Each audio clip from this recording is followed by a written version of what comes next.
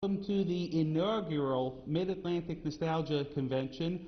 Today is Friday, September 15th, 2006. My name is Derek Tague, and there'll be several one-on-one interviews with the celebrities and the guests that we have for autographs here. And the first one this morning on Friday is Lana Wood. And you know her best from the Diamonds Are Forever as one of the Bond girls. You know, once you're a Bond girl, that's an exalted Bond girl forever. You know what? When I did that film, I had no earthly idea that it becomes like this. I mean, of all the things I've done, I can't tell you how many years I spent going, oh, that terrible part in that film. Oh my God, I just hated it. And that's what everybody remembers. Once you become an exalted stage. Now I love it, yeah. There's a movie still shop that's famous in New York, Jerry Ollinger's, and if I go in there and ask for, you know, Jane Seymour, Lana Wood, Halle Berry nowadays, all of a sudden Bond girls right underneath the counter. So Really? The people wanting to buy the photos can just get right to them right away. Oh, that's hysterical. Yeah. No, it's quite classification BG, Bond girl. Right, exactly. For the rest of my life. Let's, okay, we'll get back to James Bond, but I just want to start with some of the other things that you were known for. You were a child actor. Yes, since the age of 8. Right, like your sister Natalie. And there was an interesting way how the name Wood came into your...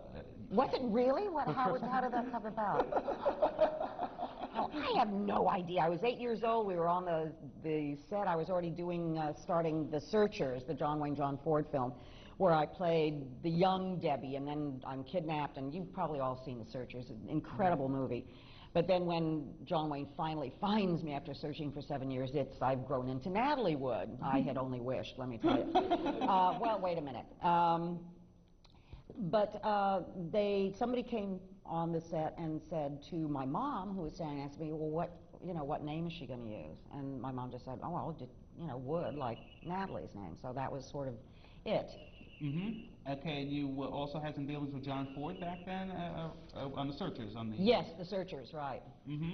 Okay, and you did a lot of TV shows, a lot of TV shows. Peyton Place. Oh, yeah. And they don't run that nowadays. But they did on Lifetime. I know I got a check in the mail. Okay. So I can vouch for the fact that they did run it on Lifetime. But that was a monumental series. That was incredible, groundbreaking, yeah. It was on like 3 or 4 nights a week at its height. And, you know, Ryan O'Neal, Mia Farrow all started. Please Barbara Parkins. Please turn your cell phones off, please. Or let me talk.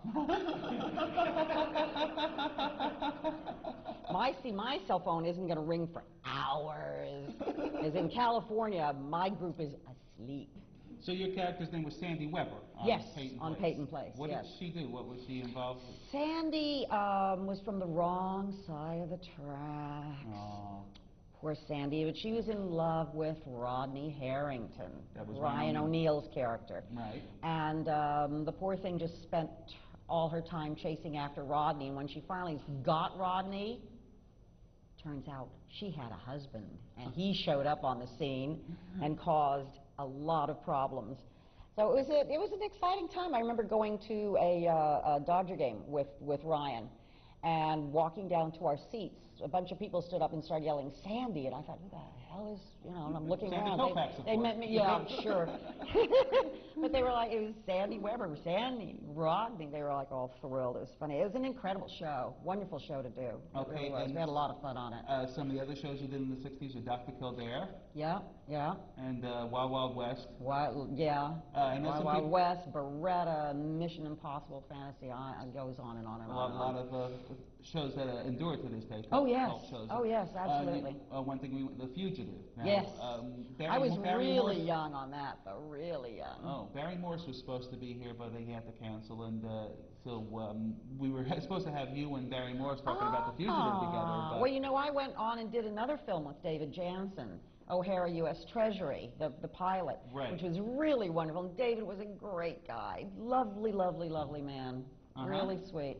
Never made a pass at me, but late one night we're filming, and we're hanging on this table. We're supposed to be in a restaurant, and it's in between shots. And I said, wait a minute, we're resetting. We're like, okay, fine, we're sitting, we're chatting. He goes, you don't like older men by any chance, do you? And I said, I have a boyfriend. He said, oh, I thought so. He said, I was just curious. And that was it. That was it.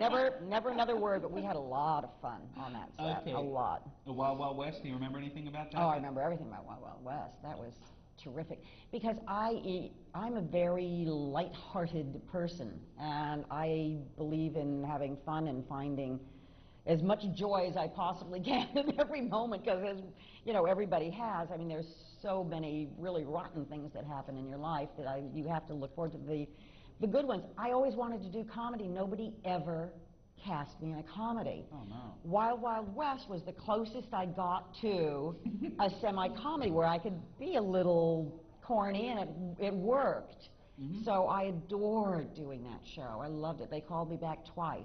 Okay. I did the very, very last show before the entire series wrapped, which was very sad for everybody.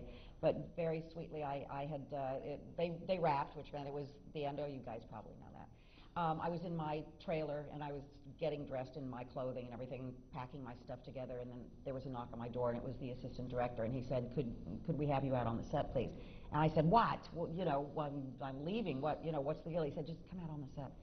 The entire crew applauded, and they said that I was their favorite guest star that had ever worked on Wild Wild West.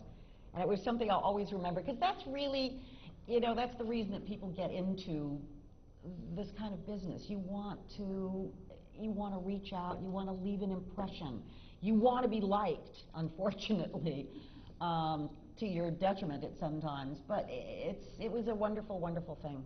It really was. Okay, now another thing that has cult status was the Captain America movies. They were based on the comic strip, and they did make a series out of that. I remember seeing them at some point, but are there any memories of Captain America? Reb Brown, Mr. Captain America, we were filming out in the Angeles Crest forest, and it was steepy, rocky hillsides, things just very, very rough, open kind of terrain. And it was in between shots, which, as I'm sure you all know, spend a lot of time in between shots with nothing to do. And Reb had walked all the way down from this road where we were filming down to where there was like a little stream or something, and I was up on top, the rest of the crew was on top, and he'd just gotten down there, and he was puffing a little bit, and you know, he's being Mr. Macho, I'm gonna go hike down there. And he got down there, and I'm like, Reb, and I kept calling him, and finally he came back up, and he came, you know, panting up, thinking it was something important. And he said, what? When he got up, I said, I can see you from up here. He wanted to kill me.